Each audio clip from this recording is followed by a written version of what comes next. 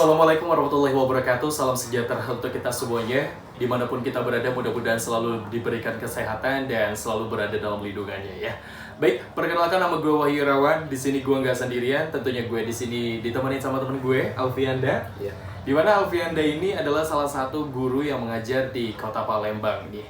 Dan di sini kita akan membahas tentang efektivitas pembelajaran daring atau pembelajaran online selama pandemi COVID-19 seperti sekarang ini. Tapi sebelum kita bahas lebih lanjut mengenai efektivitas pembelajaran online, gue bakalan tanya dulu nih sama Alfianda ya.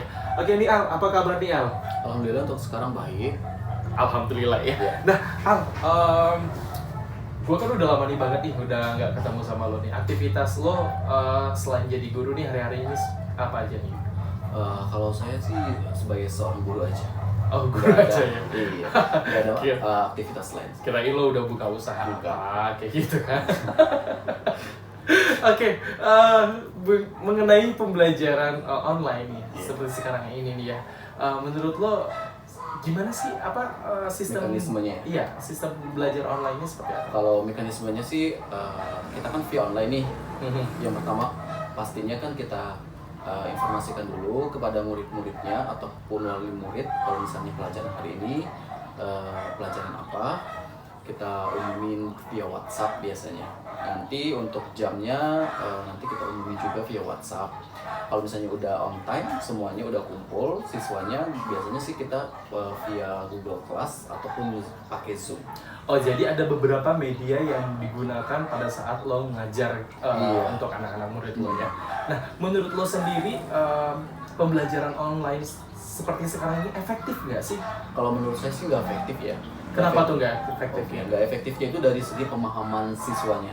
Karena kan setiap siswa kan karakternya berbeda-beda nih.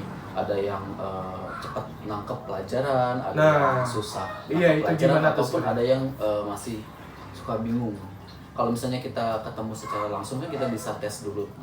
Setelah pelajaran disampaikan, nanti siswanya bisa kita tes langsung atau kita tanyakan langsung. Terkadang kan ada siswa yang diem-diem tapi dia nggak paham. Nah, gitu. itu susah kan? Kalau misalnya di online, kalau misalnya dia diem-diem kan kita kan tanya nih, kamu udah paham atau belum? Jawabannya udah paham. Gitu.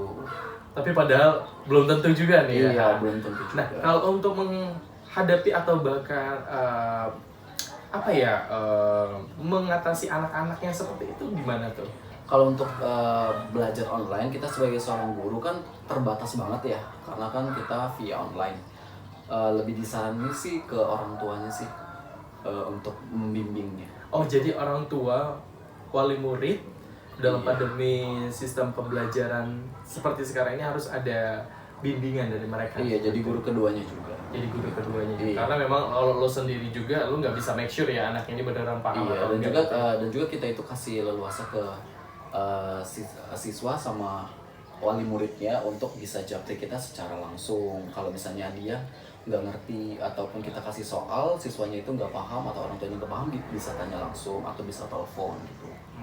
Lo ada kayak malah bikin lo stres nggak sih di saat pembelajaran seperti sekarang ini? Enggak juga sih, kalau bikin stres enggak juga, tapi bikin kayak beban aja. Bebannya kenapa mata pelajaran yang gua sampein itu kira-kira siswa ini paham atau enggak, kayak gitu aja sih sebenarnya. Bukannya sekarang ini kayak lebih nyantai gitu enggak ya? Enggak juga sih, enggak juga nyantai, tapi lebih ke beban aja. Bebannya lebih ke beban perasaan siswa. Bisa aja. Tapi by the way lo sama yang kemarin gimana nih? Yang mana? Sama yang kemarin nih, mungkin lo yang kemarin. Yang mana sih? Yang kemarin cewek dulu. Udah nggak nih ya? Udah. Oke, balik lagi ke topik kita nih. Untuk hambatan khusus nih dalam proses pembelajaran pandemi COVID-19 seperti sekarang ini ada nggak kira-kira? Kalau hambatan khusus sih sebenarnya lebih ke personal sih. Lebih Kalau personal. untuk ke jaringan internet ataupun paket juga udah dapat dari bantuan pemerintah ya.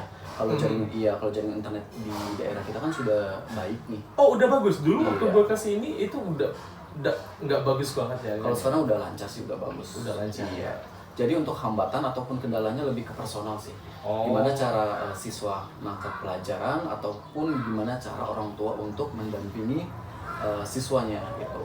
Karena kan selain kita memberikan pelajaran ataupun pemahaman bisa dari video atau visual lainnya, kita juga kasih soal-soal seperti itu kan. Banyak di luar sana ini masih banyak banget yang memang mengeluhkan, wah ini selama pembelajaran online kayak gini kan ada hambatan masalah koneksi jaringan gitu, ada hambatan masalah kuota internet habis kayak gitu kan. Nah jadi kalau di Palembang sini udah nggak masalah ya untuk jaringan Kalau internet. untuk di jaringan internet di Palembang ini alhamdulillah sudah baik. Terus khususnya di kelas saya ya, kelas saya tuh saya ngajarnya di SMP kelas 1. Untuk siswa-siswanya alhamdulillah orang tuanya sudah kasih fasilitas untuk handphone. Oh jadi semua hampir rata-rata Iya, anak semuanya itu udah nggak ada yang nggak punya sih sebenarnya. udah punya semuanya. Udah punya semuanya. Jadi itu mungkin Alhamdulillah. untuk sekarang ini malah mempermudah lo buat nyampein pelajaran yang lo akan bahas nanti kan. Iya sih, bisa juga. Jadi kayak di luar sana mungkin ada beberapa orang tua yang memang kurang mampu untuk memfasilitasi anaknya handphone, jadi ada hambatan, tapi ya alhamdulillah di kelas lo semuanya udah pakai ya. Iya, udah pakai. Oke nih, lo kan sebagai guru nih, mungkin ada saran atau solusi nih buat teman-teman yang ada di rumah seperti itu. Untuk sarannya sih lebih ke personal ya. Karena kan kalau kita sebagai seorang guru itu kan mengajarkan siswanya kan ada keterbatasan. Karena kita kan belajar online. Jadi lebih ke personal dari orang tuanya atau orang yang mendampingin anaknya di rumah. Lebih diperhatiin anaknya, mungkin kalau misalnya tanyain anaknya udah paham atau enggak. Kalau nggak paham bisa japri saya langsung. Kita kan punya WhatsApp-nya masing-masing kalau untuk di sekolah saya ya. Dan juga kalau mungkin untuk solusi yang lebih baiknya itu lebih dileskan anaknya, dileskan atau panggil dulu private yang benar-benar khusus untuk anak-anaknya yang ada mata pelajaran yang mungkin mereka belum paham atau yang sulit dipahami kayak gitu. Kayak gitu ya. Iya. Jadi buat orang-orang tua yang di rumah ya memang mempunyai anak-anak yang memang sekarang ini sedang mengikuti belajar online, bisa mengikuti saran atau solusi yang diberikan sama Al ya. Mungkin itu aja pembahasan kita mengenai efektivitas pembelajaran daring atau pembelajaran online. Terima kasih Al udah sama-sama. ya, meluangkan waktunya nih buat Iya. tempat gue nih ya Al ya. Nanti kita jalan lah kapan-kapan. Mohon maaf ya kalau misalnya ada saran ataupun masukan yang tidak terlalu berkenan atau Oke, jadi kita di tengah-tengah pandemi seperti sekarang ini kita harap maklum, bisa saling mengerti antara orang tua wali murid dengan guru gitu kan. Jadi buat orang tua di rumah, kalaupun memang misalkan anaknya susah memahami dalam suatu pelajaran, jangan sampai kena marah ya Al ya. Iya. Itu alangkah lebih baik kalau misalkan anaknya memang kurang mengerti atau kurang paham dengan pembelajaran, mengikuti pembelajaran tambahan bisa dengan cara ditanya sama gurunya juga. bisa tahu, iya seperti itu. Oke guys, itulah tadi pembahasan kita, mudah-mudahan bermanfaat bagi kita semuanya. Terima kasih yang sudah mengikuti video kita dari awal. Assalamualaikum warahmatullahi wabarakatuh. Ya, Waalaikumsalam.